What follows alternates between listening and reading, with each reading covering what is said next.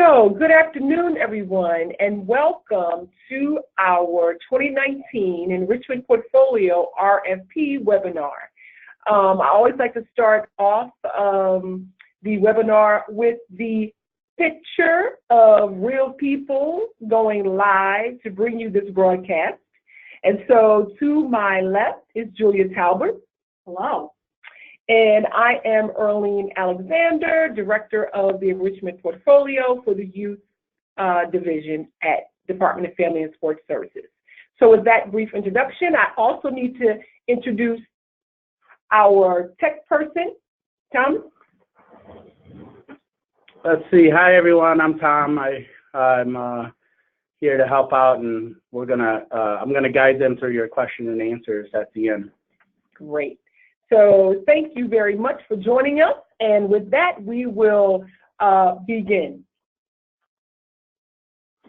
Make sure that as we go along, any questions that you have, you type into your dashboard, and then we will answer your questions at the end.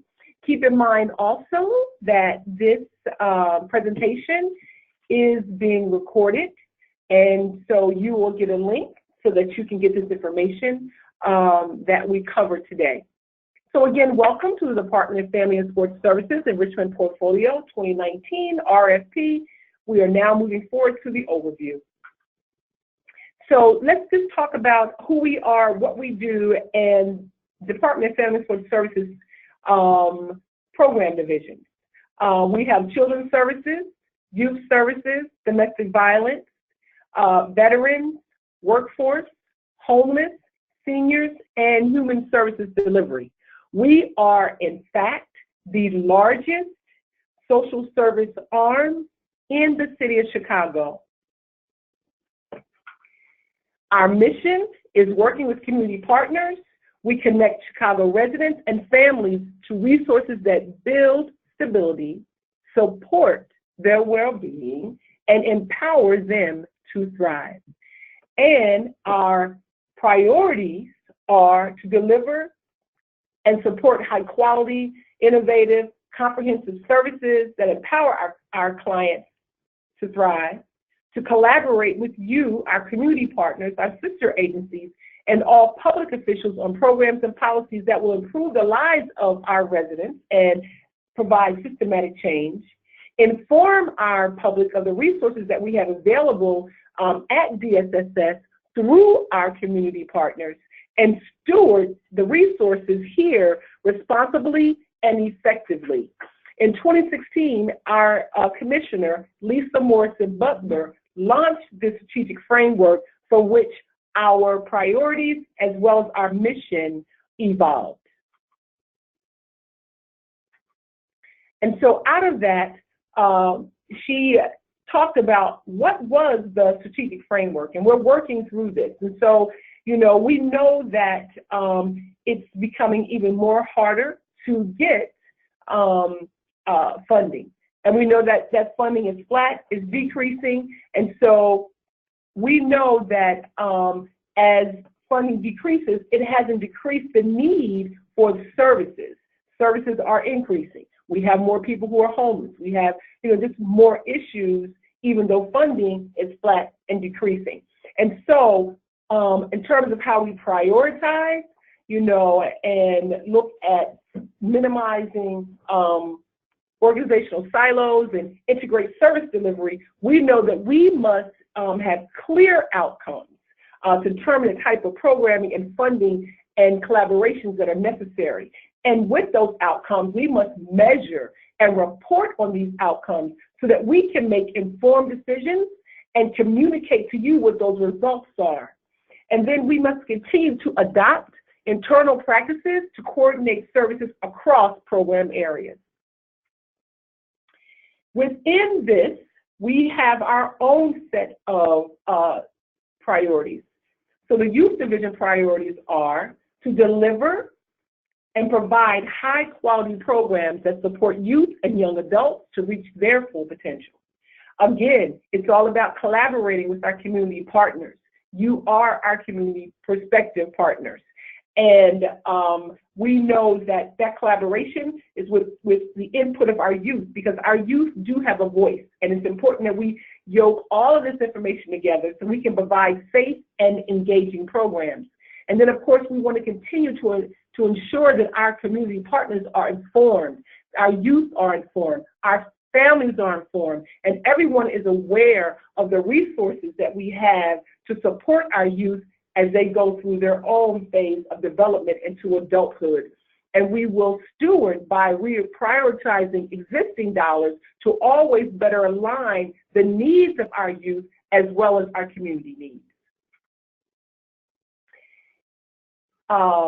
The Youth Division has gone through some changes as it relates to what we look like in our portfolios, as well as the name of our portfolios. What we do used to just be called OST, and it encompassed more programs that we currently have. So we've made some changes, and I think we've done a pretty good job over the years of this change of sharing that information with you. We have a new deputy. Her name is Angela Rudolph. She's new to youth, but she's not new to the city of Chicago. She is overseeing all of our portfolios, but today we'll be talking about the Enrichment Portfolio, in which I am the director, Earlene Whitfield-Alexander, and we have two support services coordinators, Karen Nolan and Cesar Garza, which many of you know, who support the work that we all do. And so we wanted to share with you what our Enrichment Portfolio actually looks like. Currently, it's a $14 million budget. We have three types of program models. We have enrichment, which covers out-of-school time and STEAM, and we have the Chicago Housing Authority. The Enrichment Portfolio approximately serves about 18,000 youth per year, ages 6 to 18. And our recent RFP about 2 years ago, maybe almost 3 years ago, we received 267 applications. We funded 174 projects, and that funding ranges anywhere from 15,000 to over $1 million plus. We have a larger contract oversight for the mayor's office, and currently that includes After School Matters, City Year, Safe Passage, the Big Green, and All School All Stars. Just recently, we released in October a CHA, Chicago Housing Authority, RFP.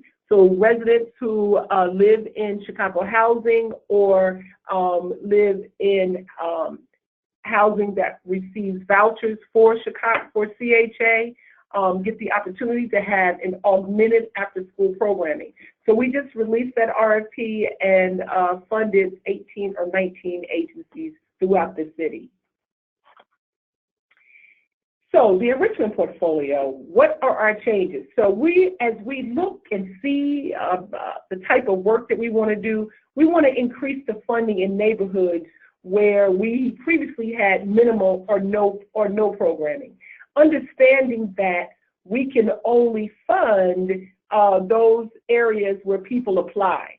But I think we've done a pretty good job, and we're continuing to do just that. Look at the neighborhoods where there needs to be funding, where there needs to be services provided to our youth, and continually make sure that we have a presence there. And so we've also reshifted the portfolio content. And so where we used to have behavioral health services, we used to have intensive youth services, we no longer have, we used to have mentoring, that's no longer in the Enrichment Portfolio. And so we reshifted so that we can make sure that we are serving the right youth with the correct services. Our challenges, we know that our dollars continue to be supplemental to agency programming, and when we can get different types of windfalls through the mayor's office or other types of grants and funding, you know, we want to make sure that we make you aware of it, or we're able to increase the pot. And then we have put in a greater investment in STEM and the arts program because we know that the 21st century skills are calling for more STEM programming. That field actually, right now, as we speak, will have a deficit in 2020 because there are more jobs and not enough people to fill them. And then we're always looking at, raising the funding levels for agencies. And this year we are targeting 15 high-risk communities. And so if you have had the opportunity to go on and click on the links and review the application, you will see, and we will discuss in this overview, what those 15 high-risk communities are. So what are we looking for? We're looking for high-quality after-school programming, and that programming needs to demonstrate the integration of best practice. Contracts will be awarded using the selection criteria outlined in this RFP and the selection criteria sections of the RFP. And we're looking at balancing program locations. We're looking at the age of the youth to be served and the type of programming that will be offered. So let's talk about our target population. So there is a larger pyramid that covers the other two portfolios that our division makes up.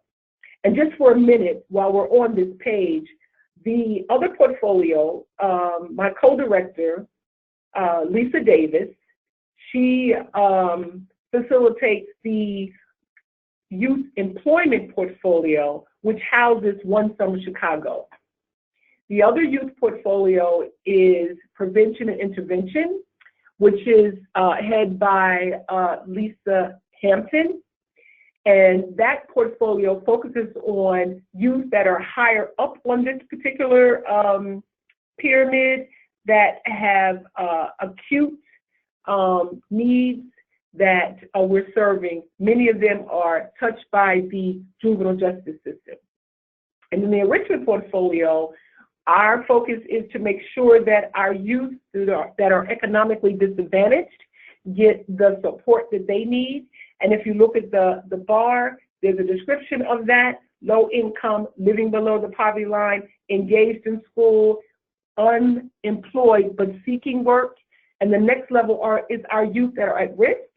And we talk about those youth have limited police involvement, less than 3 arrests, but academically off track, heightened exposure to violence and trauma, 1 to 3 school disciplinary infractions, low school attendance.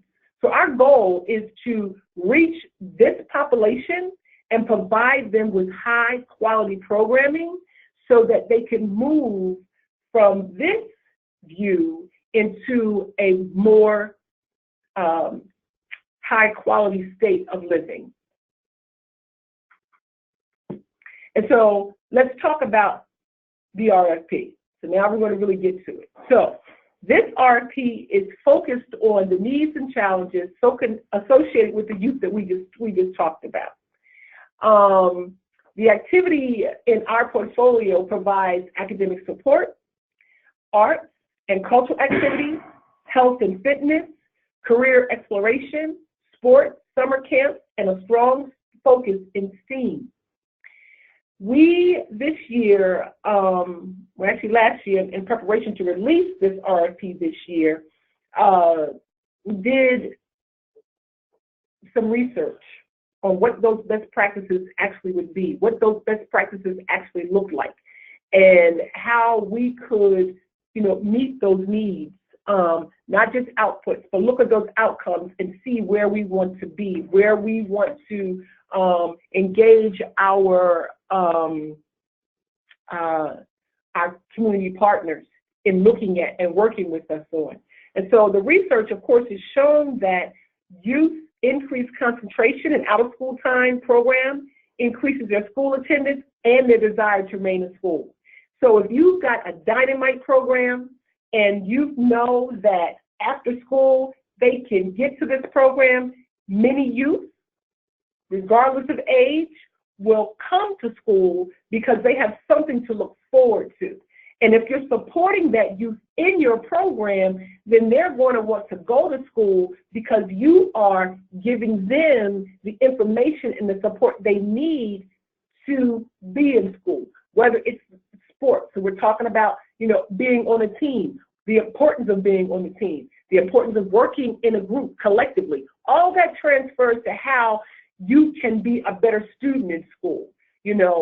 Career exploration, allowing people, exposing our young people to opportunities that they could actually embrace beyond high school. All those things will make you say, you know what, I'm going to stay in school and I'm going to go to this program in the afternoon because I'm getting the support that I need. And so how do we want you to do that? Through our program cycle. You have the opportunity to run programming year-round, which is 48 weeks. You can run program school year, which is community-based, which is 42 weeks. And you can run school year school-based. So with school year community-based, that means that you are open during the school year and when school is closed for Martin Luther King Day, for Pulaski Day, for those days that there isn't school programming, you still provide a place for youth to attend in an after-school setting. School year is just school year, school-based. So if you're operating in a school, when school is closed, your program is closed. Then we have summer and school breaks, 9 to 11 weeks, which means that you have the bandwidth to be open during spring break or during the holiday break. And so you can afford to give youth a place to go during those periods as well as through the summer. And then there's summer only, which is 6 to 9 weeks. Now, let me say that summer and school breaks and summer only is the way we look at it. In order for dosage, we're giving youth 5 days a week, 6 hours a day during those periods. And then we're serving youth that is between the ages of 6 to 18. So let's talk about the changes that you're going to see in this RFP, because this is not the RFP that you have seen over the years. It's no longer prescriptive, right? So we're basically not telling you what to do. We're saying this is what we're looking for. So you tell us, what you'd like to do or what you believe should be done.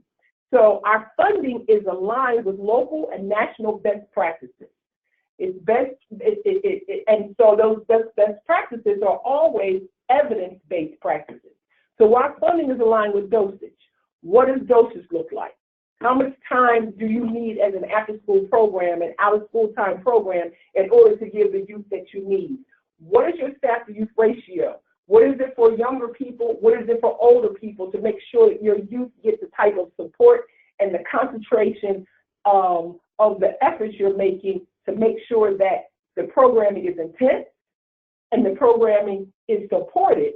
So you can't have we hope you don't have one staff for 30 or 32 people, because if they're 6 to 9 years old, the research is showing then the youth are not getting the intensity that they need as it relates to staff-to-youth ratio. Youth voice. Do your youth have a voice in the programming and the activities that are in your program? We all know that if youth feel they have an interest and they have a voice, then they're going to attend because you're providing the type of programming and resources and services that they're telling you that they need. And then, is your curriculum aligned with best practice research? We've talked in the past about just having a curriculum. Now we're saying, is it aligned with the best practice research? And so again, this program is, this RFP, and what we're asking you to do, it's no longer prescriptive, but we're hitting on some key areas that we want you to tell us based on the research we found, the best practice research we found, what you believe should be incorporated in your program and what it should look like.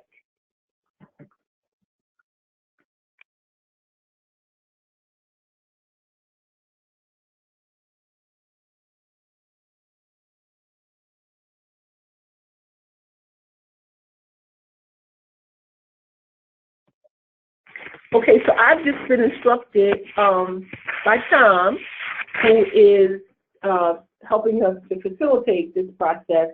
There are people who have just joined on, and so if you've just joined on, we want to let everyone know that after the webinar that you can begin to type any questions that you have into the dashboard, and we'll answer your questions after we've completed the overview. So targeted community areas. Again, earlier on, I spoke about those community areas, and we're targeting 15 that are of high need and high demand. So if you look at the legend at the bottom, those that are darkened are the ones that we are saying in high need and high demand. The ones that are not in high need and high demand. So let me take care of this right now. I know that some of you are in these community areas.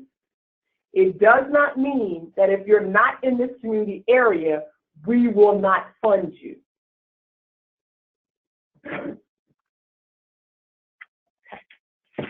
So let's talk about performance measures.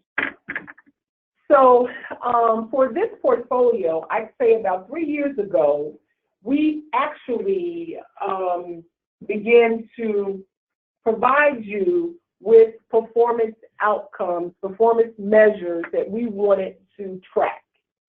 And everyone thought, oh my gosh, you know, this is something that's punitive.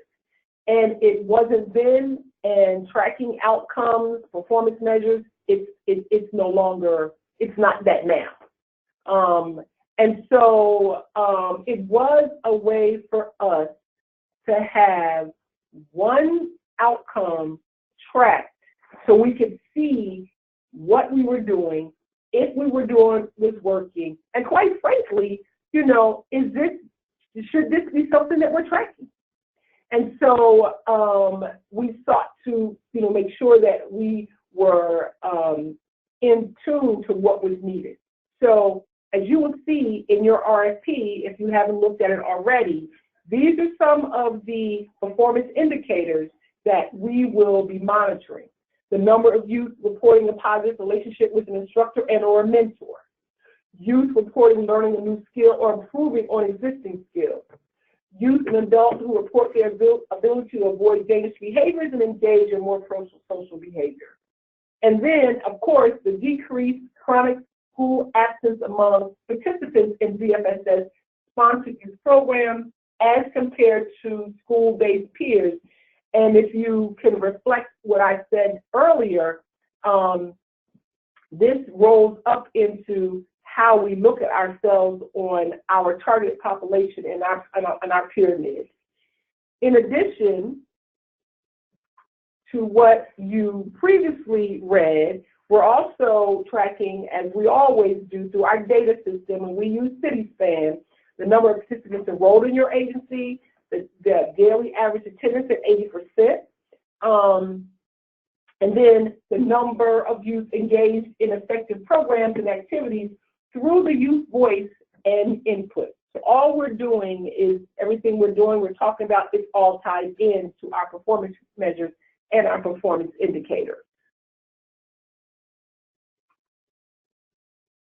And so in your RFP, we also have the selection criteria. And I'm not going to go through every single one of these 6 points, but in that we are looking at how you could demonstrate understanding the target population and their needs and challenges. We're also looking at, you know, how well aware you are of, you know, the opportunity gaps and social isolation. We're looking at, you know, what type of information you have on out-of-school program and its best practices, because all of this you will be writing up and tying up into the grant. And then, you know, we're looking at how effectively you can identify and retain program participants. And I always say this, you know, we can enroll 100 people into the program, but out of that 100, how many people actually are going to remain in your program? And if they're remaining in your program, why are they remaining in your program? It has to be because you have a great program. And hopefully your program is standing on the foundation of a best practice and a model that works with the youth in our communities that we are targeting. Another section of the selection criteria would be program performance, outcomes, and quality. And we take into account that we have people who will not who will be applying for the first time. And so we do understand, and you will have the opportunity to create your response in this particular section of program performance, outcomes, and quality. And let me just say that you know, we had gotten a target that said we didn't fund new people. Well, we do fund new people, you know, and we have distilled that mess, I'd say, over the past 5-6 years, that we fund great quality programs, whether they just walked in the door or they've been with us for a while.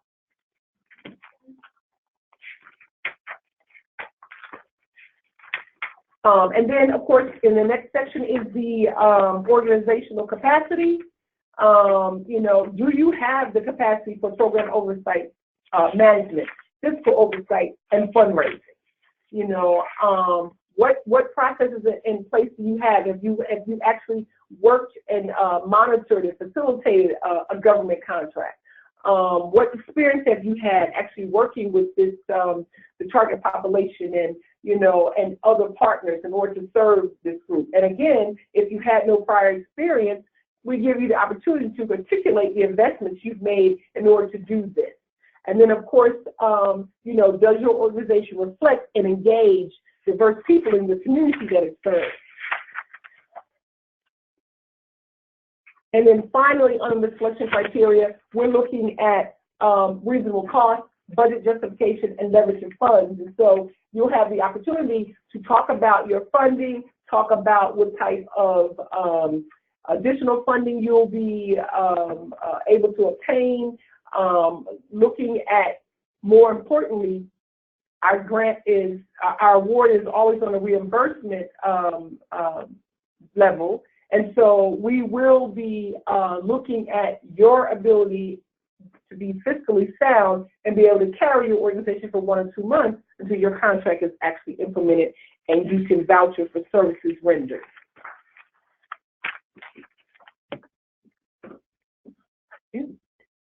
All right, so tick tock goes the clock. Where are we? We are at June 12th. We are at the webinar.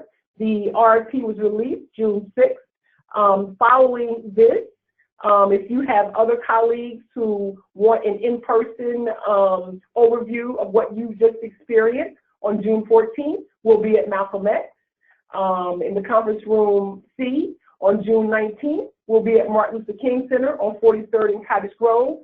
Both of these bidder conferences are between 10 and 12 p.m.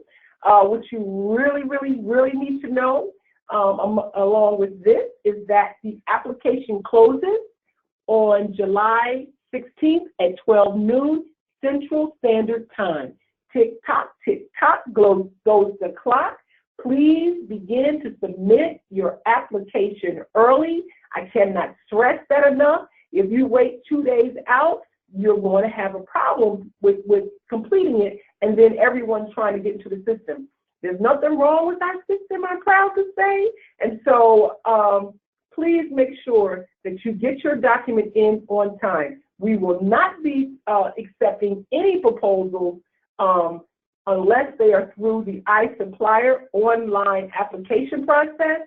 You will not be able to email or fax us your proposal. Everyone wants to know, when will I know if I got funded?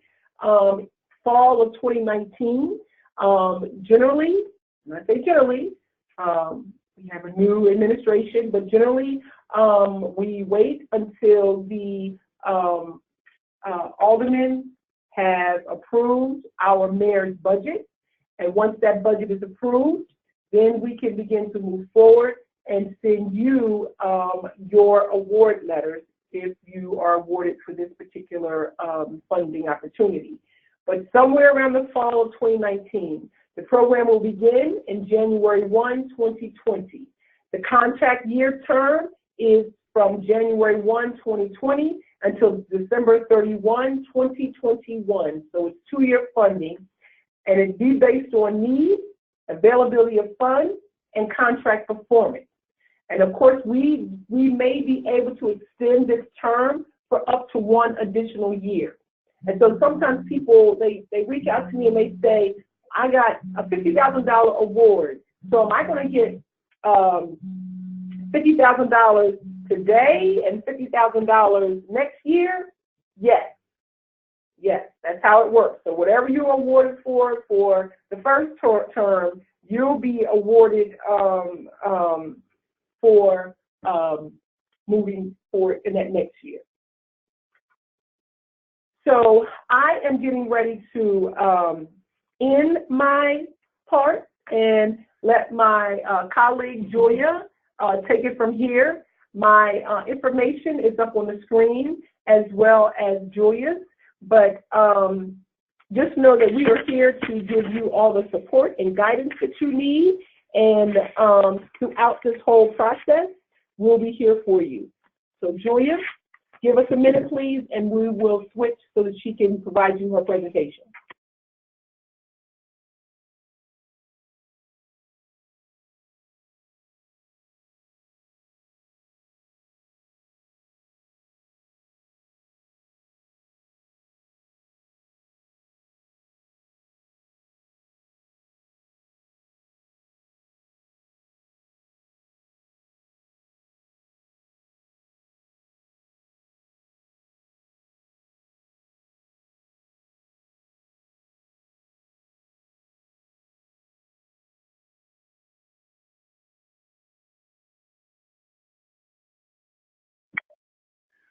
Hi, this is Julia Talbott, and I'm here to give some technical assistance on how to make an application in the e-procurement system so that you can actually compete for the enrichment RFP.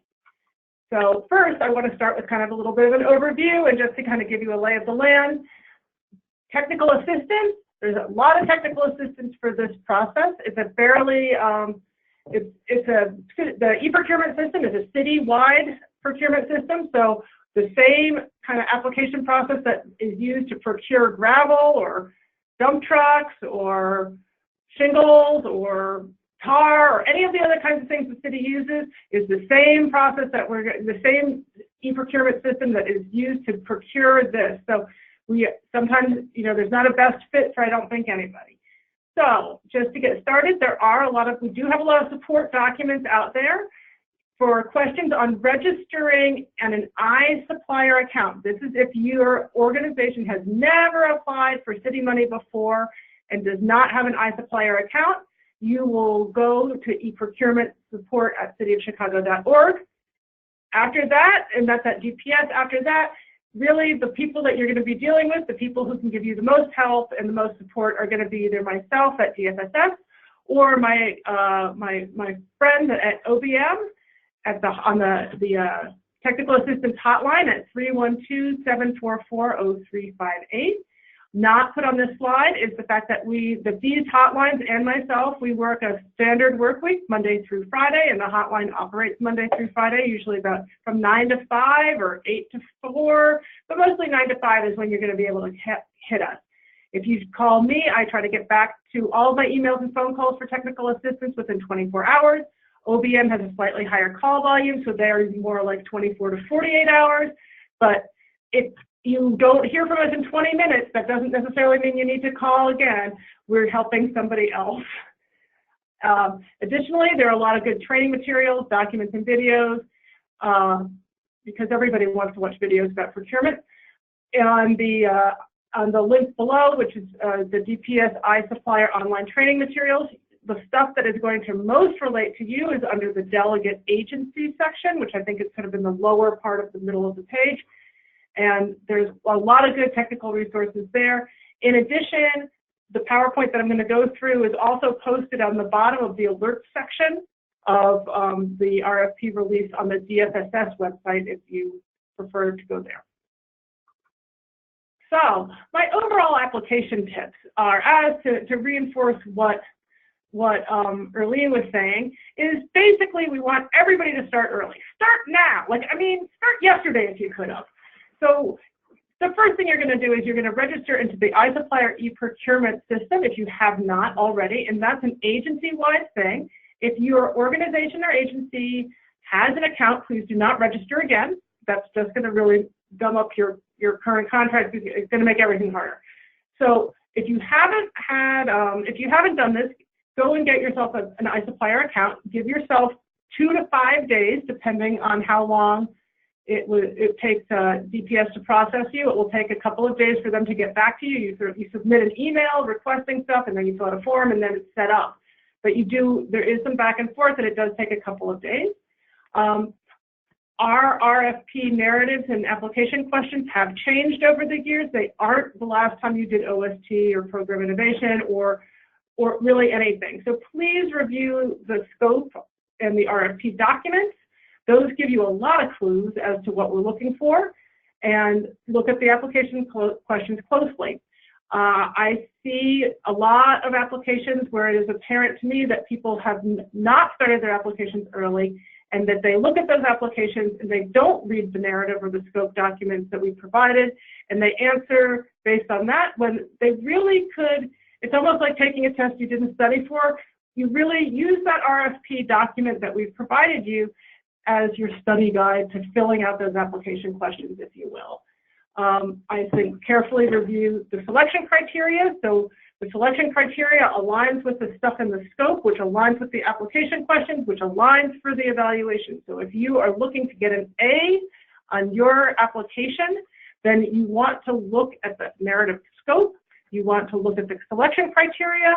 You want to connect all of those things in the application questions and in your head, and develop your program around that, and communicate that linkage between what you want to do programmatically, what your agency is about, what we're looking for, and what the selection criteria is. And then you're going to have a really solid proposal, and hopefully that will go to contract. Finally, use spell check. We really love it when things are spelled correctly. So in terms of working in the e-procurement environment, you can submit multiple applications for a single RFP. In this particular instance, we've broken up the enrichment program by program type.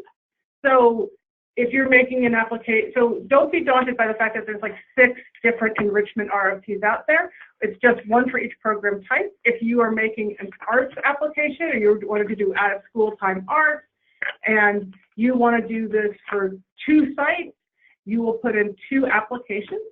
The trick with that is that each application within a single RFP needs to have its own unique, distinct, and live email address.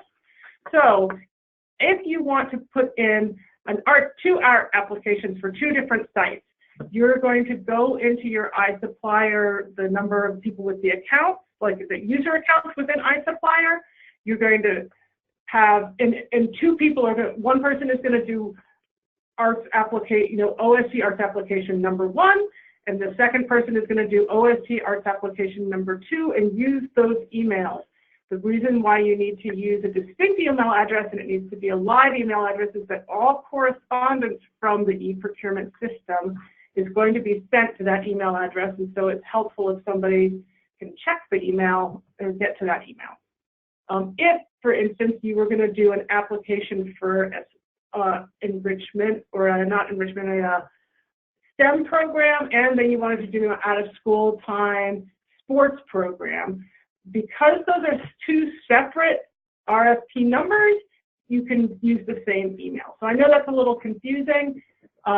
If you're planning on making multiple applications and you're unsure about this, please, please, please don't hesitate to call or email me if you want further clarification, or you want me to talk about it again. I know it's kind of it's a little tricky. But generally speaking, if you're within one RFP, you need to use a distinct email address for each submitted application. What will happen if you don't do that is that the system will write over the application, and so you'll end up submitting two applications for two different programs or program sites that are the same application, and that won't do you any good. For all of our application questions, there's a 4,000 character limit, which includes punctuation and spaces. The system will not tell you if you're over the limit, so I really suggest that you use the word processing program of your choice and do those counts. And remember, punctuation and spaces are counted in the 4,000 character limit, which is about, I think, 3/4 to a page, single spaced. Now you can submit your application. We highly encourage everybody to submit their applications early. If you submit it early and you decide, oh my gosh, I forgot to upload something, I want to change a question, you can always amend it up until that due date at noon. But I highly suggest, or strongly suggest that you submit your application earlier as opposed to later. We cannot accept late applications. The system does not crash, and we don't want you to miss out on an opportunity. The only way that we would ever be able to accept an application that had not been submitted is to post the entire RFP, make everybody who had applied reapply. And that really doesn't happen. Again, I would say also make use of the procurement hotline. You can call me, you can call the procurement hotline. Our phone numbers and our address and our email addresses are all over this document, the RFP, the application, and we'd love to hear you. So here's applications we're now going to talk about how to log in, how to find the application, how to start an application. So to find an RFP, you're going to go to the website listed above, and just so you know, this is posted on the DFSS website. It will be posted in the it's posted. You can email me. I'll send it to you if you want. But anyway, so you're going to go to this website, which is at the City of Chicago's Department of Procurement Services, and you're going to click on the circled box of e-procurement bid and solicitation opportunities. Just as an aside, that the upper orange bar there that talks about online training materials is useful. That's where you can go to see delegate agency training materials, other training materials that will be helpful for you in the e-procurement, in deciphering or making your e-procurement experience as smooth as possible. So you're going to click on that orange e-procurement bids and solicitation opportunities, which will take you to the next slide and the next page, which is going to be a list of all the procurement opportunities for the City of Chicago. If you look on the upper right-hand side, you'll see that if you don't see what you are looking for in terms of the RFP that you are looking for, you can click the previous or the next buttons, and that will eventually get you to the application that to us. If you are looking also on the far right, you'll see that kind of, it's either an infinity sign or eyeglasses. You'll click on that, and that will allow you to see the solicitation, including the application questions, without having to start an application. So that's kind of useful. Going to the next slide. So this is, if you want to look at, so this is what you get when you click, I think, on the eyeglass. You are going, or when you want to get started. So you're going to look at the RFP document. If you just want to look at the RFP document without starting an application, go to the PDF file, which is circled in the upper right. And that's going to open a PDF file of the RFP itself and the application questions. If you want to start an application, you're going to click Login, which is on the lower right-hand side.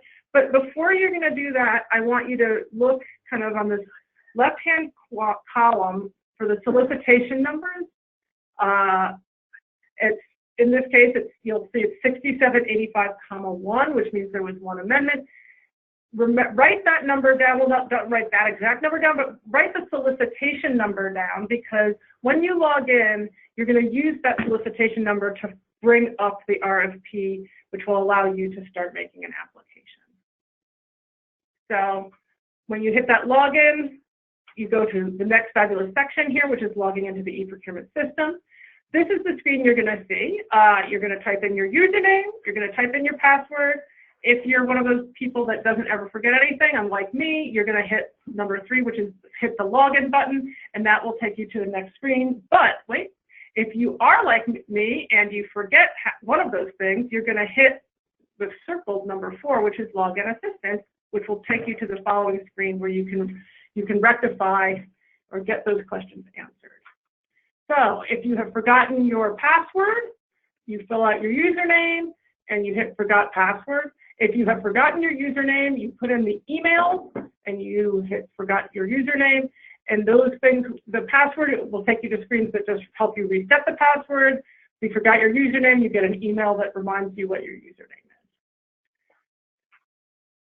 Now, you have logged in, and now we're going to find your RFP in the e-procurement system. When you log in, you will get a drop-down menu with City of Chicago online bidding to reveal, and then when you open this and you don't see anything under that main menu, or you just see invoice creation, that means that you have not been given permission by the administrator of the iSupplier account to your organization to do online bidding or sourcing activities. So if you go to this screen and you don't see online bidding, you will need to go to the administrator in your organization and ask them to give you permission for online business, or online bidding rather. If the administrator needs help with that, they can go online to that online the DPS training stuff. There's some stuff about how to give people different permissions. They can call me. They can call the OBS hotline. I did not go through the instructions on how to do that because most people, I think, have this sourcing. So you're going to go to the City of Chicago online bidding. You're going to open it to sourcing, and then you're going to open it to the sourcing homepage, and you're going to click on sourcing homepage to get to your RFP. Now, to most quickly get to the RFP, what you're going to do is search open solicitation. You're going to change the drop-down box that says number in it. You're going to make sure that it says number in it, and then you're going to type in that number, the solicitation number that you took from when you were looking up the RFP, and you're going to press go, or you're going to click go. This will pull up the specific RFP that you need. If you have already started an application, I just like to point out that manage stuff, the manage section at the bottom of the page on the left-hand side. If you'd already started an application, you can hit the drafts, and the drafts will bring you to an already started application, so that you don't have to go and look it up all the time. But after you hit go, I'll show you what happens next. I'm sure you're all at the edges of your seat. So after you've looked up your app, you hit go. This is what should return is the RFP that you're looking for.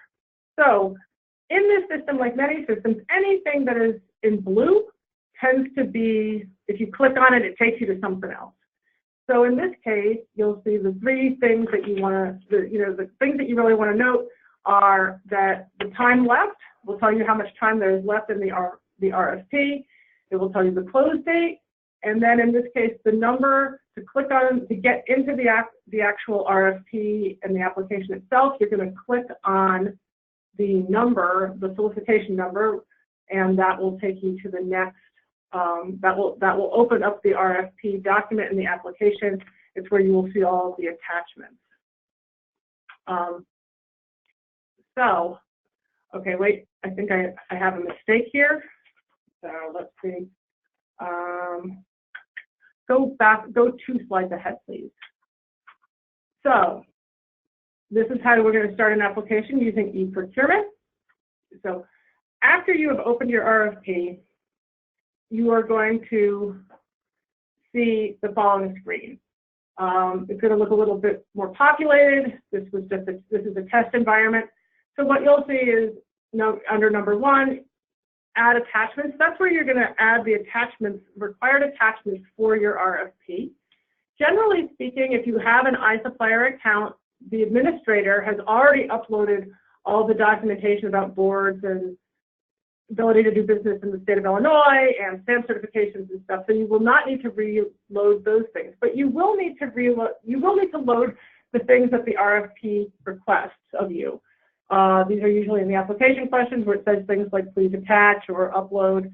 There are things like job descriptions, resumes, work programs if we're doing that. Let me think, what other things? Can you think of anything, Arlene?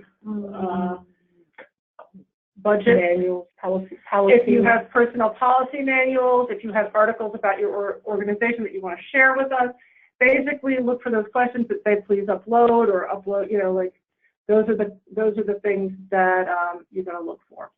The second thing under the requirements section, and this is not intuitive to me, but it will be after, you know, the 50th time, is that is going to be where all of your application questions are.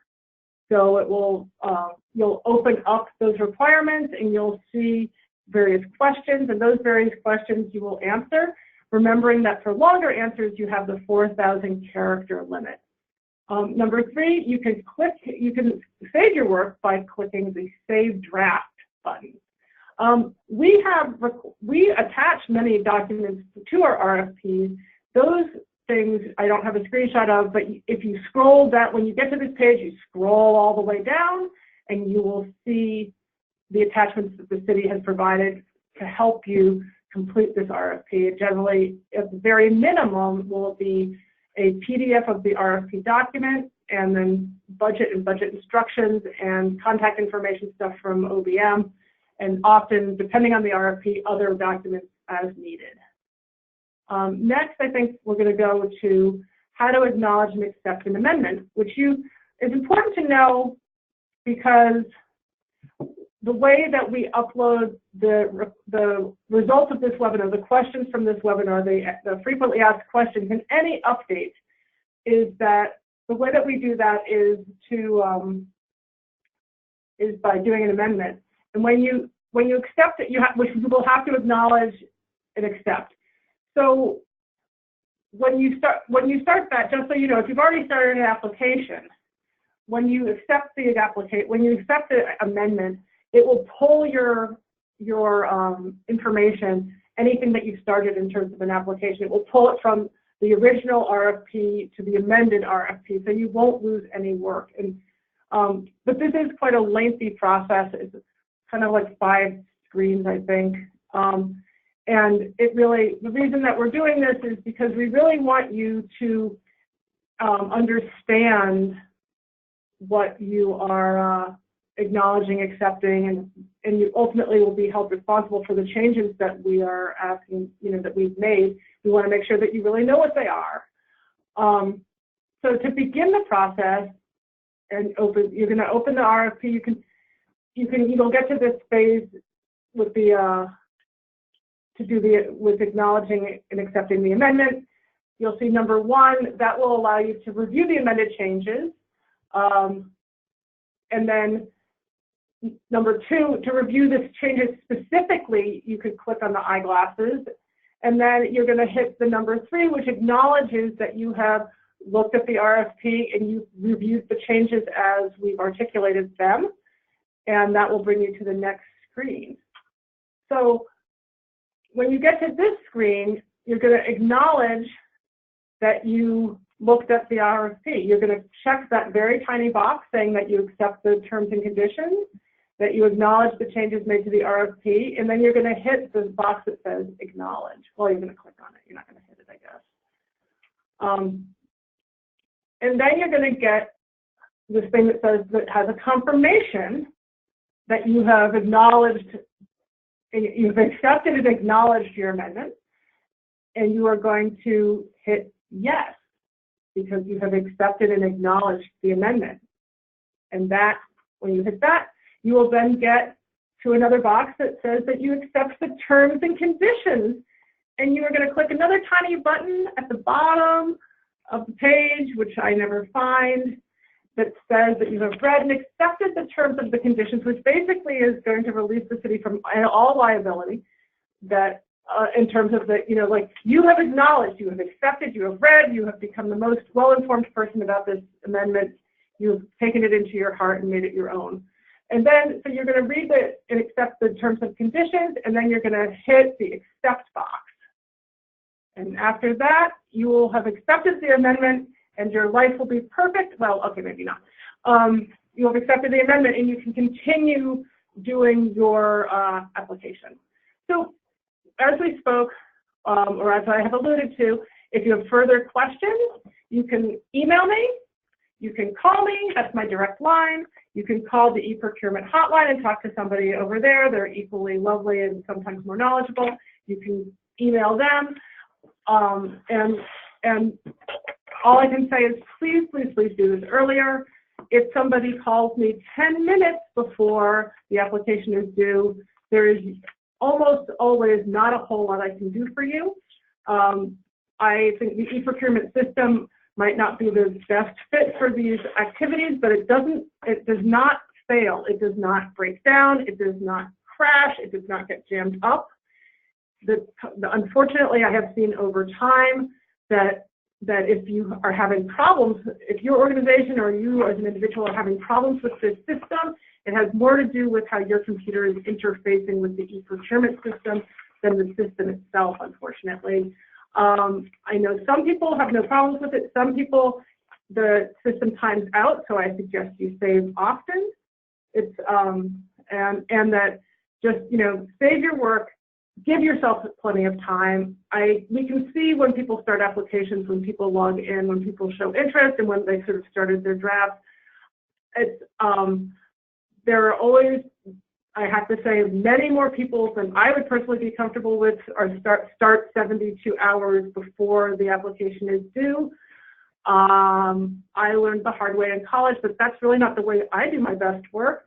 We are all busy and sometimes stressed, but I really highly, highly encourage you to try to find the time to do this earlier rather than later. The system might not fail you, but 72 people trying to call me will be a problem, or OBM, or my boss, or Erlene. So we are also but human, so try to be patient and give yourself and us and the world plenty of time. Thank you.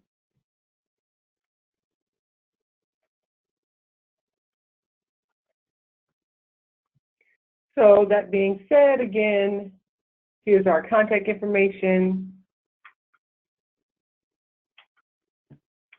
And so now we get to the questions and answers that you need in order to move forward and get this done. So we're going to scroll up to the top and begin to answer your questions.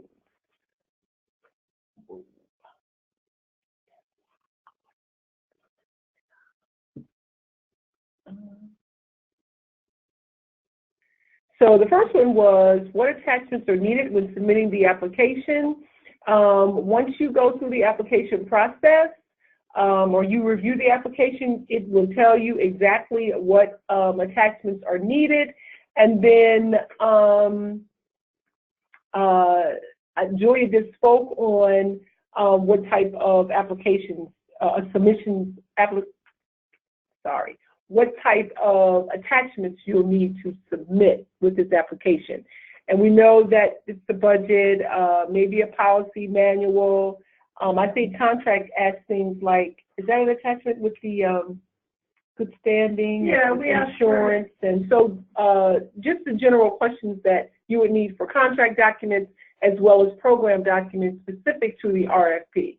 So once you get into e-procurement, then you'll be able to see what those attachments are. So what's great about the system is that you do get the opportunity to read through the RFP, print it out, you know, way before you can, you know, so you're comfortable enough so when you begin to write it, you've got the information that you need.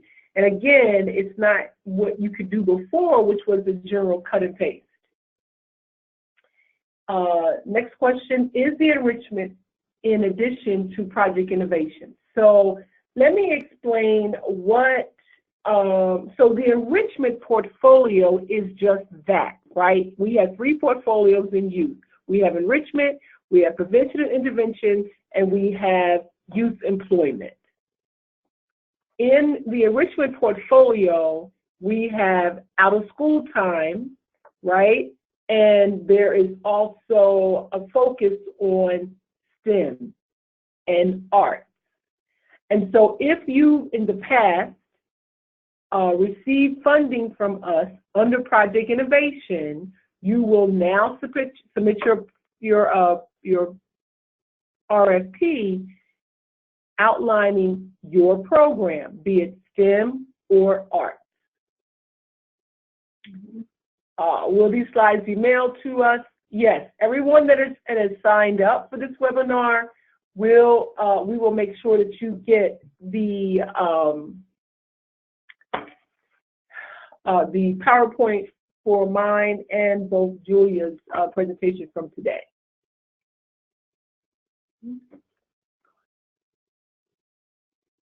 If we were funded in the health and nutrition category previously, would it be appropriate to go for funding in the sports subset? No.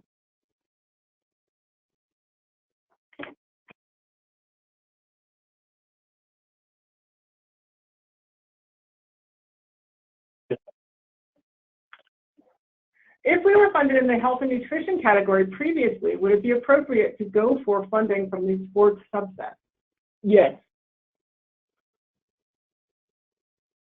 To confirm, the per-day dosage for non-school days, regardless of whether it is during the summer, should be 6 hours. Correct? Summer and school breaks, the dosage is 5 days a week, 6 hours per day. Can one applicant / site apply for more than one RFQ? E.g., submit an application for STEM and a separate application for career exploration and vocation. Yes, you can. Is this a replacement for Project Innovation? No, we have combined enrolled Project Innovation up into this RFP. And so you would apply under STEM and art or art. Okay. On the RFP, OST academic and OST career exploration and vacation have the same RFQ number. Is that correct? I will have to look into that. Academic was one RFP and career exploration and vocation was another RFP, so they shouldn't have the same RFQ number, but I will, if you are opening the RFP document, it might say that, but they should, in the e-procurement environment, have different RFP numbers, or RFQ numbers, but I will check that when I get back to my desk. How many weeks are required for school-based school year programming? Let me see. I think on the top of my head, I have it. I'm sorry. I don't want to post the wrong thing. There's so much in my head. Yeah, I think it's 48 weeks, but I want to be sure. So school year, school-based.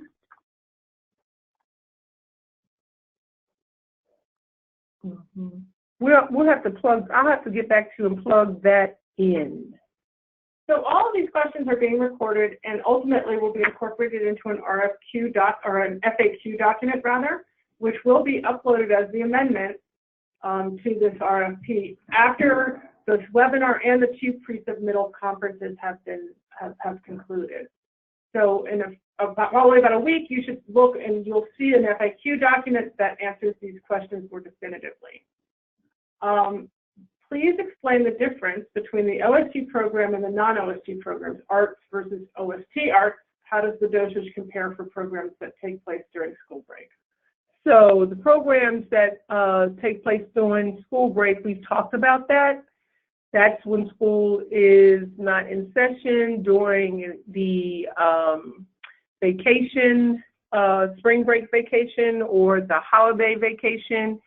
That is 5 days a week, 6 hours per day.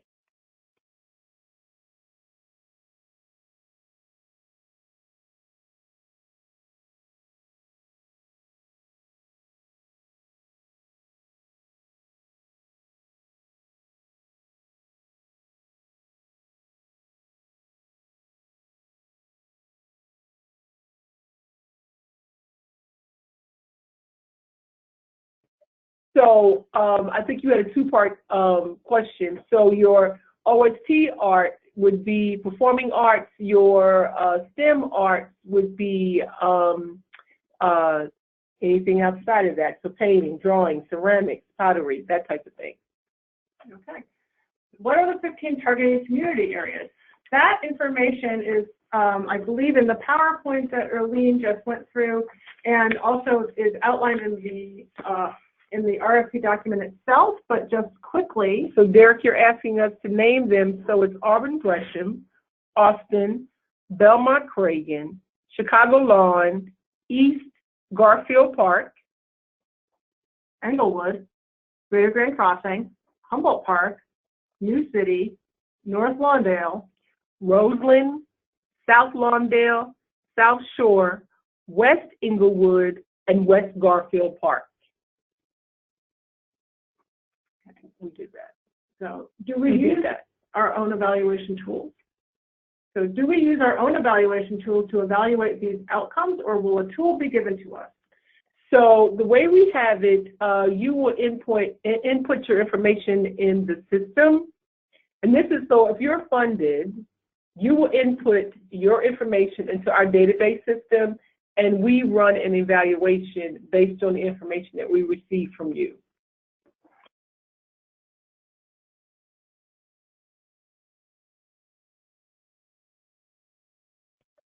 Are the performance measures the same regardless of which track you apply under?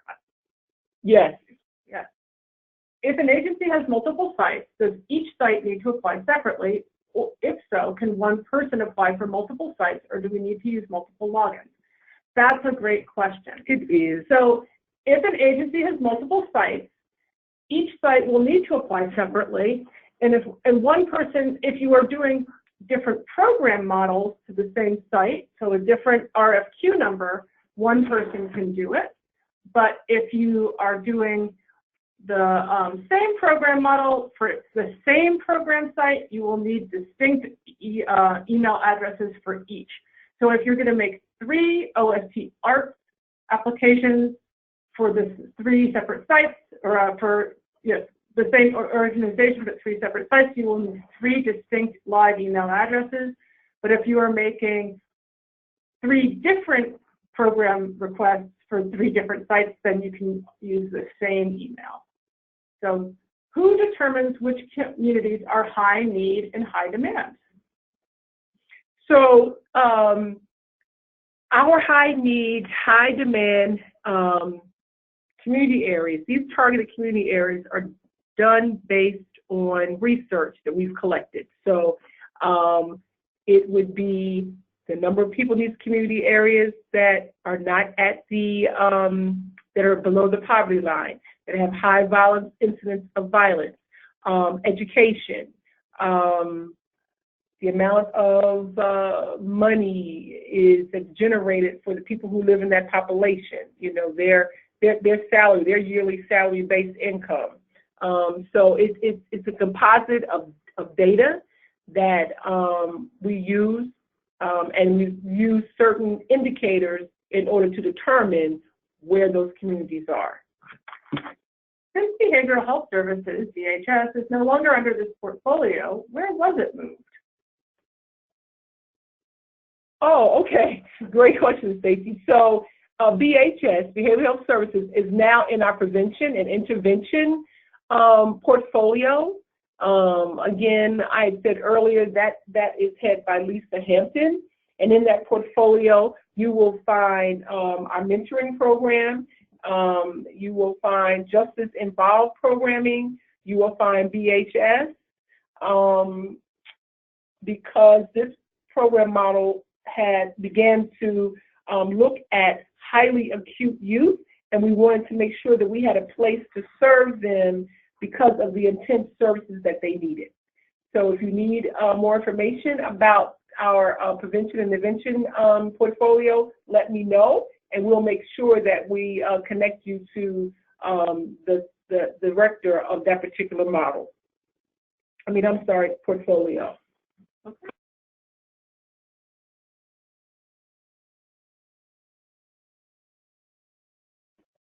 Our organization, our Are grantees expected to measure the indicator around chronic school absence, or is DFSS partnering with a research organization to do that? Yes, we are partnering with a research organization to do that. We consider some of that our back-end data, so that's not something that you'll have to generate. Our organization has received OST and innovation funding each of the past several years for a total of over $70,000 per year, with $50,000 being the innovation grant. Can we apply for a similar amount of $70,000 for this OST program? Sure. Yes, you can. And can you tell me what agency you're from?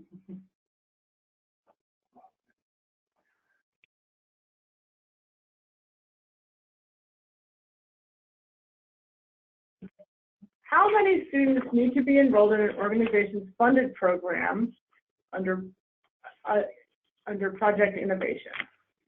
So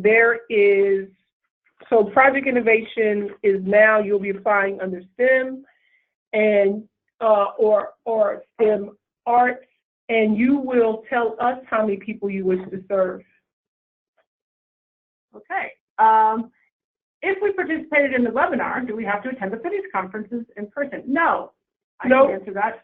They will be, you can just, unless you want to see Erlene and I in person for some reason, after sitting through this, then you don't have to come.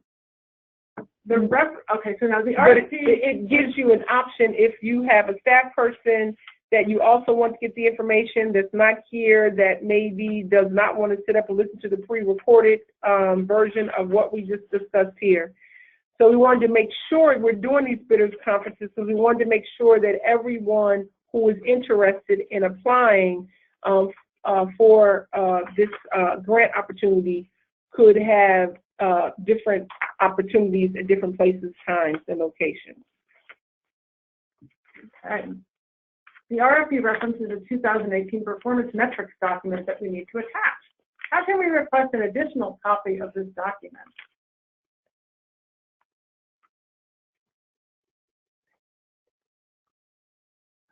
So that's something that we're going to have to roll back and look into. Is that, yeah, hi Cheryl. That's something that we have to actually have to get back to you on. Hi Janet. Okay, I think Mr.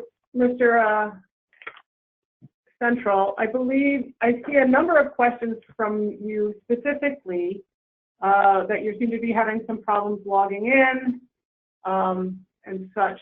So I would suggest that maybe you try to call me or call or email me, and we can work on your issues specifically. It looks like you're having maybe some access issues. I see a couple of different questions from you. Here we go. The RFP states that respondents. Okay, so here we've kind of answered this question about respondents seeking questions for multiple sites. I have said that will clarify, that will be in the RFQ document spelled out again. I just wanted to confirm that we submit a budget for 1 year's worth of programming, even though the term will be 2 years. Yes. Yes. So the contract term is for 2 years, starting January 1 to December 31, 2021. So if you are awarded funding for this grant opportunity, you will begin your program January 1 of next year. Your contract term will end December 31 of 2021. However, it's always dependent on the funding. If in 2021 you're able to receive funding, and with this 2-year contract term, we are looking at the possibility of extending it for an additional year, which would just be an amendment. Is there a recommended average cost per use DFSS follows for the budget?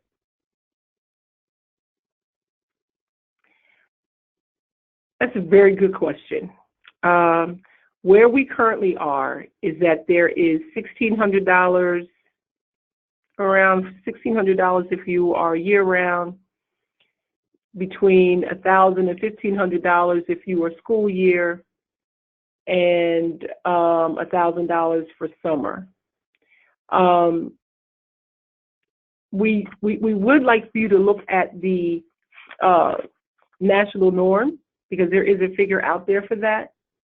And it would be good for you to tell us what you believe you need to operate your program and your cost per use. Because at the end of the day, we can only fund what we can fund. Here we go. What is the number for this RFP that needs to be entered into the open solicitation search? Mr. Riley, that depends on what application or what program you're applying for. There are 6 different options. They all have a different RFQ number. Can you review the recommended dosage for the various time lanes or explain how it varies? So, if you are a year-round program, you basically run from January to December. That means you do winter, spring, summer, and fall programming. If you are a school year, school-based program, you run programming when school is open. And when school is closed, you don't have programming because you're school-based. So if you're in a CPS environment and school is closed on any given day, your program is closed on any given day. If you are a school year program and you're community-based, meaning you facilitate your program at another location, then you run your program when school is from January to June, and basically from some schools open early, so the end of August to December, or January to June, or from September to December. And when school is closed, you still facilitate your program because you're at a whole separate location. And I think we talked about summer and school break, but that is somewhere around 9 to 11 weeks if you are summer and school breaks. And if you're summer only, we're looking at around 8 weeks. I saw in the RFP that you were looking for 15 hours per week in specific staff ratios. In the webinar, you said it was not prescribed. Does that mean there's some flexibility in these expectations? Yes. So in the RFP, we're kind of like giving you guidance and giving you examples of what that would look like. However, if you further read, we also talk about where we hope to be at a certain period, where if we're looking at incorporating best practices, the expectation is that you will adopt a best practice model. What if we are not in good standing? Can we still apply? You should call me about that one. It depends on kind of why you're not in good standing, I guess. Let's see. Can you provide guidance on the funding that DFSS will provide for each youth? So I'm not really sure if I understand that question. If you're asking me, are you talking about cost per youth? Because if you're talking about cost per youth, which is what I think your question is, we've answered that. Okay. If our program meets after school for 3 to 5 hours per week, 1 to 1.5 hours times 3 times per week, can we still apply? I say that you should submit a proposal and share with us what you intend to do with program category, and we will score it accordingly. Okay. What do we do if a program falls under more than one RFP category? That's a good question. I think you have to pick one category.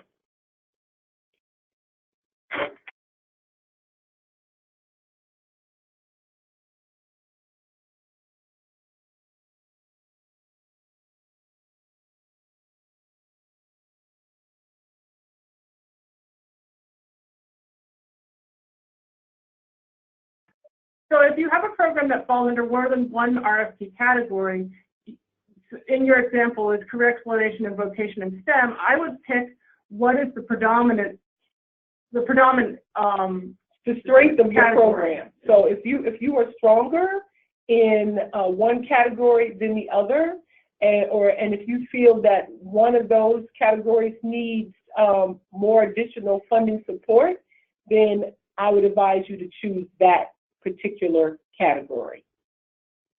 Will girls-only programs be considered? Absolutely. Are summer-only programs eligible to apply? Absolutely, because under programming type, you can apply for any one of these programs. You can apply for it year-round. You can apply for summer only. You can apply for school year. You can apply for school year community-based, school year community. You can apply for summer and school breaks. So you have an option of any of these programming type categories. Yeah, we've talked about the number of hours for school years. For funding request guidance, is the rule of thumb still $1,000 per youth served? I think we've kind of answered that. If I have 15 out-of-school time academic sites we wish to seek funding for, then we need to make 15 applications with 15 distinct emails, and the contacts will go to these 15 distinct emails. Unfortunately, Stephanie, that is correct. I'm very sorry that you will have to figure out 15 distinct emails, but that is how the system is set up. But I will say, Stephanie, you are spot on, and you clearly understood what we were saying that needed to be done.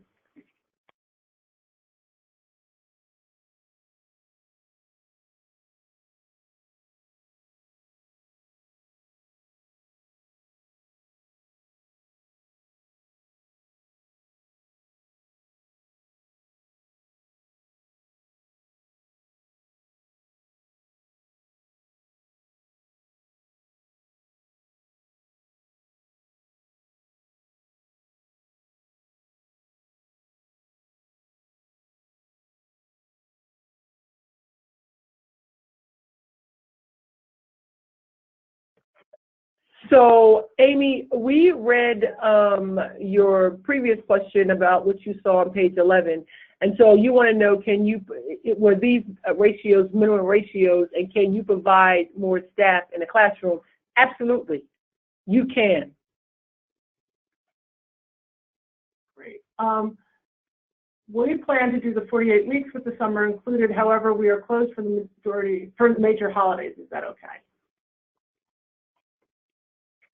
So you're referring to a year-round program? Yes.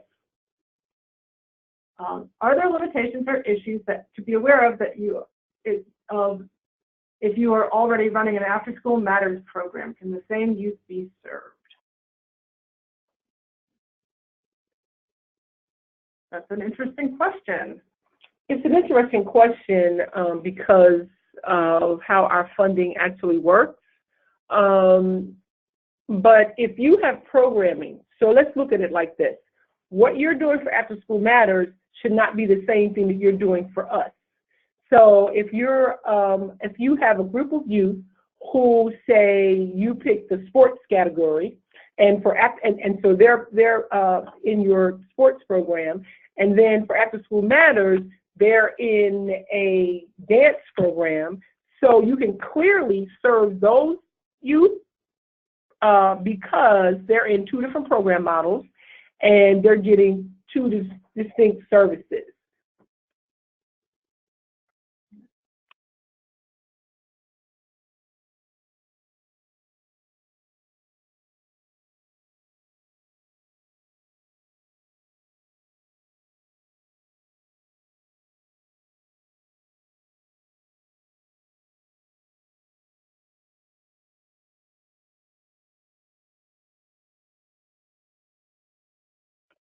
So we need to let you know, because when we drop off, we're reading questions. We want to make sure that we're not answering the same questions over. So when you hear that small gap and then we jump back on, that's what's actually happening.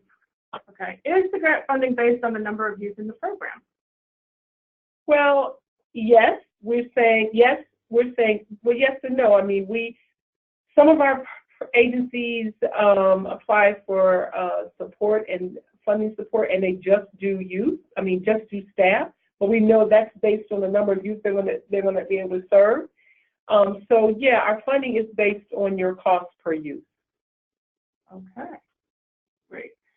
So here's a question about the arts. Are all enrichment programs categorized by the separate RFPs? Yes, we've answered that. Will we be providing information on the budget form? There is a budget form, and there are instructions about how to fill out that budget form. If you have specific questions about the budget form, don't hesitate to email myself or Erlene, and we will answer them.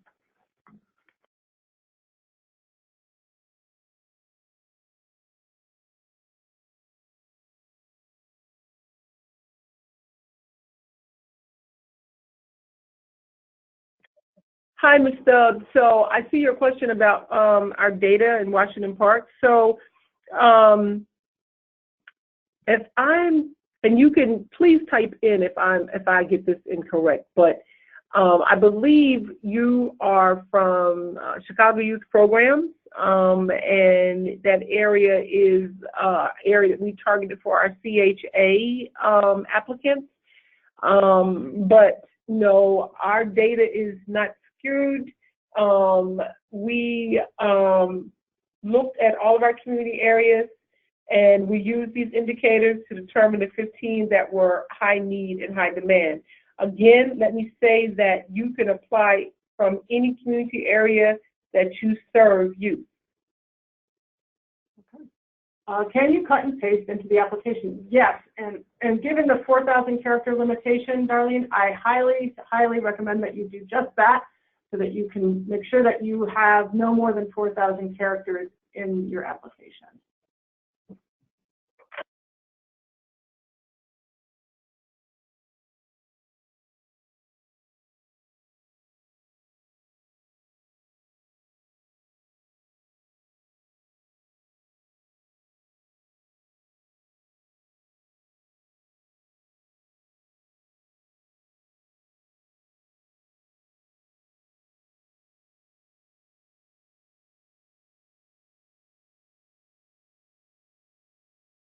Okay, we're back. Is there a separate solicitation for One Summer Chicago? If so, what is the timeline for it?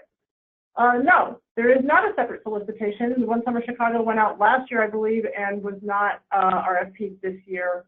And the timeline, I believe, will re-release in the future, if not next year, the year after.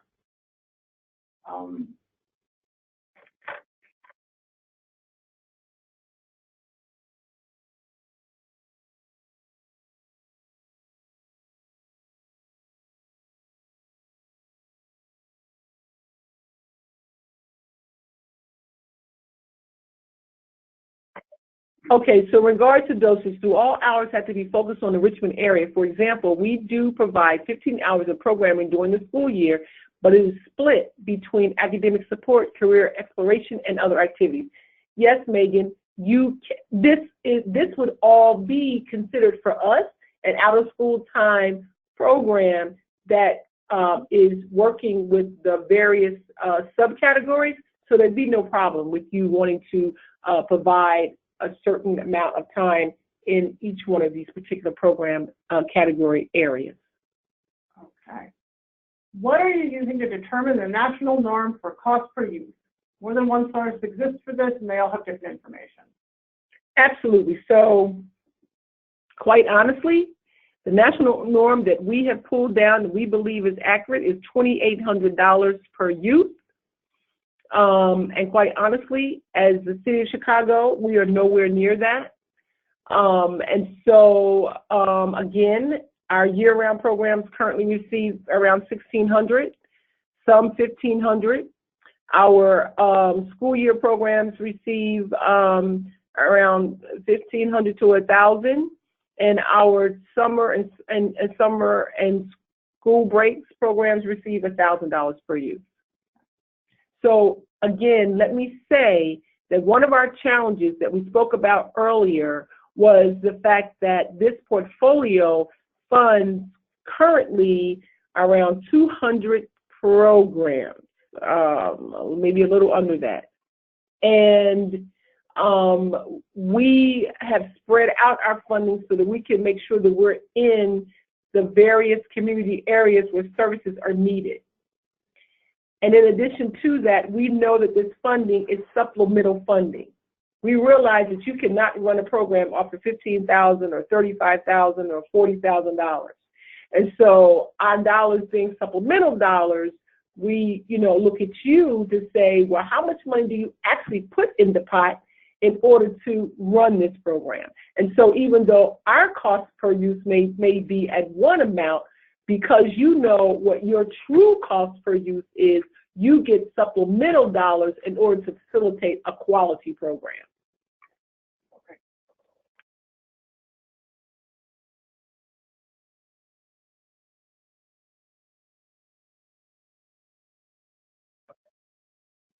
So we are nearing the end of our questions. And so if you stay on, you can get the answers to your questions or hear what those responses are. Will a program be denied if it is viewed as considered over budget, or will you come back with program approval on a lesser budget? Yes, those are possibilities. Yes, that's a good question, Darlene. Yes, we always do that because we can only fund what we can fund. Will the DFSS have more or the same amount of funding available for this RFP that it had for the previous RFP? Well, that's hard to know because we've combined and sort of shifted program models. So in theory, this is kind of a little bit different. The amount of funding that we have available was covered in the PowerPoint earlier. I think the total pot is like about 14 million plus, a little bit more. So I think that it's 14 million and base a $14 million pot and sort of base your assumptions accordingly. So here's a good question from Ashley. Is the character limit of 4,000 characters total or for 4,000 characters per question? It is per question. You have 4,000 characters for each question, not for the entire application. And I don't know if that's a good answer for you or a bad. I see, Dosia also asked that question, but it's 4,000 characters per question. Please confirm that the maximum age for participants is 18 versus 21 or 24, as previous under Project Innovations. It's 18. Okay, confirmed. Can you apply if your organization is running at a loss? I might not highlight that in my application, but I guess if you are operating in good standing, you are eligible to apply. Our Innovation Fund grant was for young adults ages 17 to 24. Does this fit in with the STEM programs here? Will this program be eligible for any of these programs? So I just answered Alyssa's question on that, and we've never actually gone to 24. We've always stopped at age 21. And so I need to have maybe a couple of offline questions with you, James and Alyssa.